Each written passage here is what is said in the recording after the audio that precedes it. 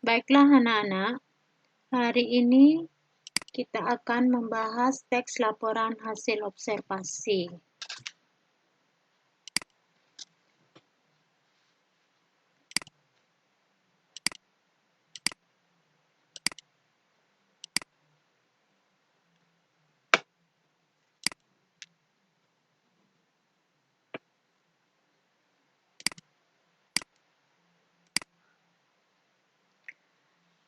Seminggu yang lalu, Ibu sudah mengirimkan sebuah gambar yang Ibu suruh kalian amati adalah sebuah gambar hewan, yaitu salah satunya adalah hewan harimau, ya. Nah, apa yang kalian dapat amati dari gambar harimau tersebut?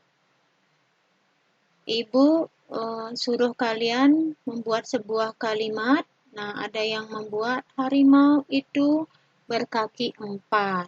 Kemudian ada yang buat kalimat harimau binatang buas.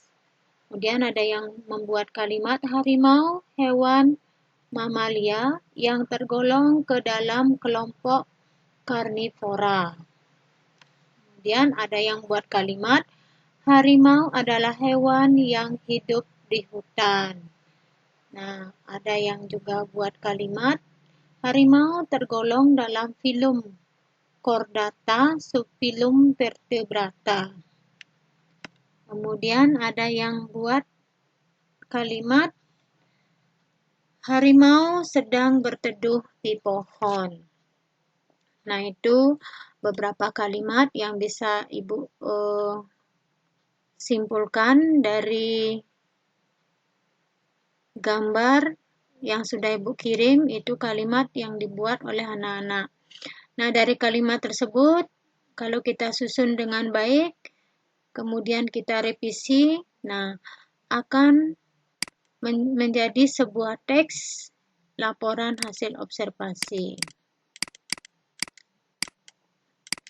Nah, sebelum kita membahas teks laporan hasil observasi, nah kita akan mengacu kepada kompetensi dasar dalam pembahasan kali ini. Yang pertama, kompetensi dasar pengetahuan. Ini terdiri dari 2. Yang pertama, 3.1, mengidentifikasi laporan teks hasil observasi yang dipresentasikan dengan lisan dan tulis.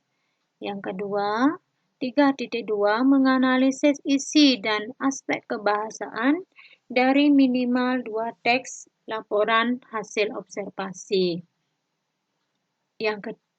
Selanjutnya, kompetensi dasar keterampilan 4.1, menginterpretasi isi teks laporan hasil observasi berdasarkan interpretasi baik secara lisan maupun tulis.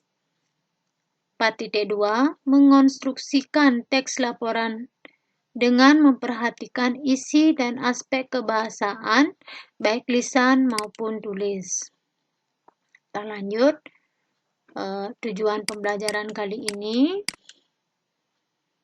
Nah, tujuan pembelajarannya adalah mengidentifikasi teks laporan hasil observasi. Yang kedua, mengidentifikasi isi dan struktur kebahasaan teks laporan hasil observasi. Yang ketiga, mempresentasikan isi teks laporan hasil observasi. Yang keempat, mengonstruksi teks laporan hasil observasi. Lanjut, pembahasan yang pertama adalah mengidentifikasi teks laporan hasil observasi.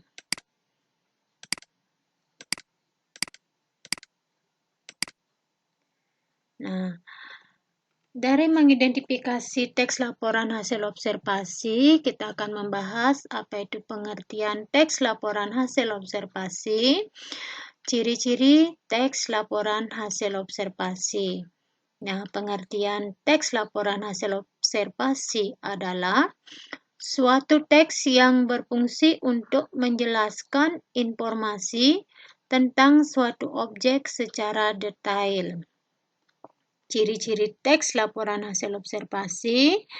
Di sini ciri-cirinya ada 3, bersifat objektif, yang artinya laporan disusun berdasarkan keadaan objek yang diamati secara langsung. Kemudian yang kedua, berdasarkan fakta, artinya laporan disusun berdasarkan pengamatan yang telah dilakukan dan terbukti kebenarannya. Yang ketiga, sistematis, artinya laporan disusun secara teratur dan saling berkaitan antara kelas, subkelas yang terdapat di dalamnya. Itu mengidentifikasi teks laporan hasil observasi. Lanjut, tujuan dan fungsi teks laporan hasil observasi.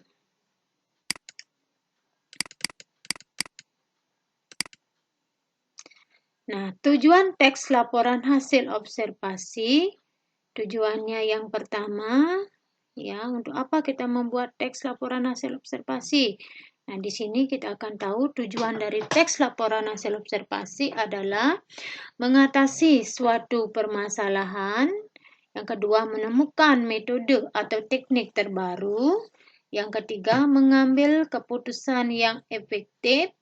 Yang keempat, melakukan pengawasan atau bahkan perbaikan. Yang kelima, mengetahui perkembangan suatu permasalahan.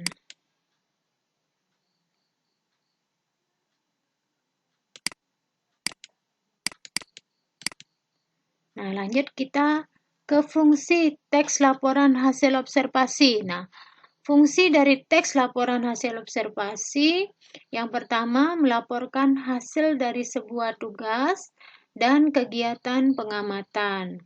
Yang kedua, menjelaskan solusi dari masalah dalam observasi.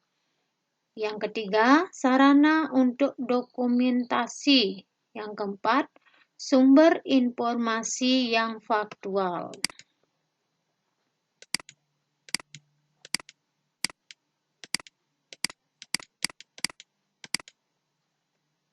Yang kedua, mengidentifikasi isi dan struktur kebahasaan teks laporan hasil observasi. Nah, struktur teks laporan hasil observasi ini terdiri dari yang pertama, pernyataan umum. Kemudian yang kedua ada deskripsi bagian, yang ketiga deskripsi manfaat, yang keempat simpulan. Apa saja yang ada dalam pernyataan umum? Nah, di sini dalam pernyataan umum akan mengandung keterangan umum mengenai objek yang dilaporkan. Nah, objeknya ini bisa berupa benda. Nah, bisa benda hidup, bisa juga benda mati. Deskripsi bagian. Penjelasan detail mengenai objek atau bagian-bagiannya. Yang ketiga, deskripsi manfaat. Menunjukkan bahwa setiap objek yang diamati memiliki manfaat. Kesimpulan, nah dalam simpulan ini isinya adalah ringkasan umum tentang objek yang dilaporkan.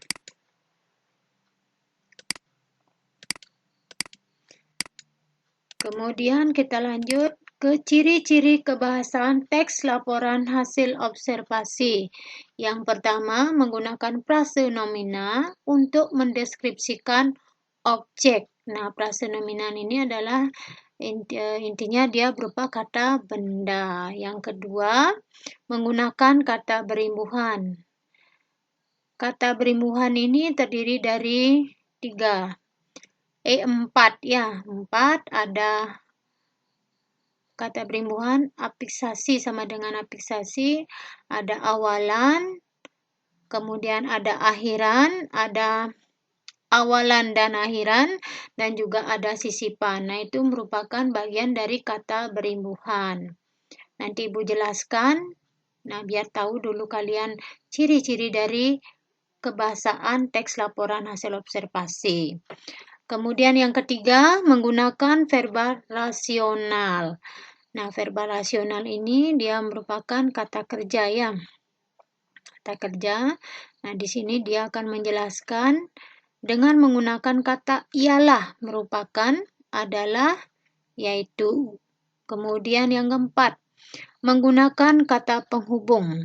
Nah, kata penghubung yang digunakan di sini, yang pertama menyatakan tambahan. Kata yang digunakan adalah dan, serta. Kemudian, menyatakan perbedaan. Kata yang digunakan adalah berbeda dengan.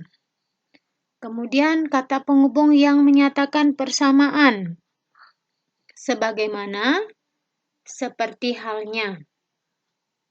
Kemudian, kata penghubung yang menyatakan pertentangan akan menggunakan kata tetapi, sedangkan, namun. Kemudian, kata penghubung yang menyatakan pilihan akan menggunakan kata atau.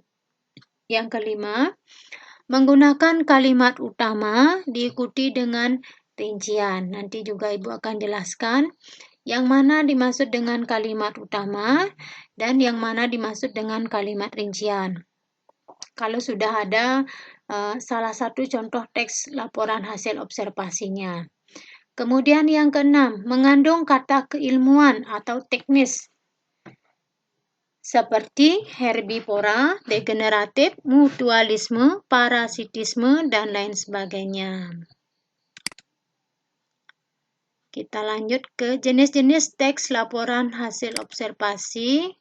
Nah, di sini ada dua. Yang pertama, teks laporan hasil observasi formal adalah teks yang memiliki kaidah format dalam penyusunan laporannya seperti memiliki kop. Kop artinya itu kepala surat. Nah, atau kalau di sini kita menyusun sebuah teks yang di atasnya itu harus ada kop, kepala dia di atasnya. Nanti Ibu jelaskan, kemudian menggunakan bahasa baku dan struktur yang lebih rinci. Kemudian dua, teks laporan hasil observasi non-formal adalah teks yang bisa ditulis dengan struktur yang lebih sederhana dan menarik bagi pembaca. Lanjut, yang terakhir adalah mengonstruksi teks laporan hasil observasi. Langkah-langkah menyusun teks laporan hasil observasi di sini ada 4. 1. Membuat judul laporan sesuai dengan kegiatan observasi yang telah dilakukan.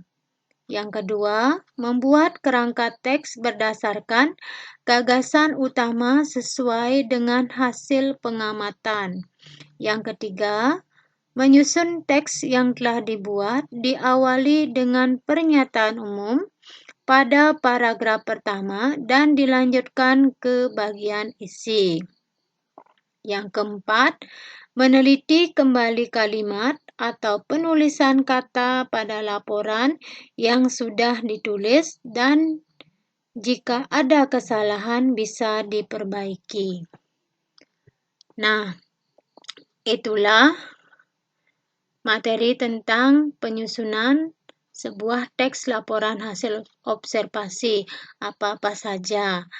Setelah kalian menyimak materi ini dengan baik, kemudian nanti kalian akan bisa membuat sebuah teks laporan hasil observasi. Nah, untuk itu, untuk hari ini Ibu akhiri. Semoga materi ini bermanfaat bagi kalian. Akhir kata, Ibu ucapkan terima kasih.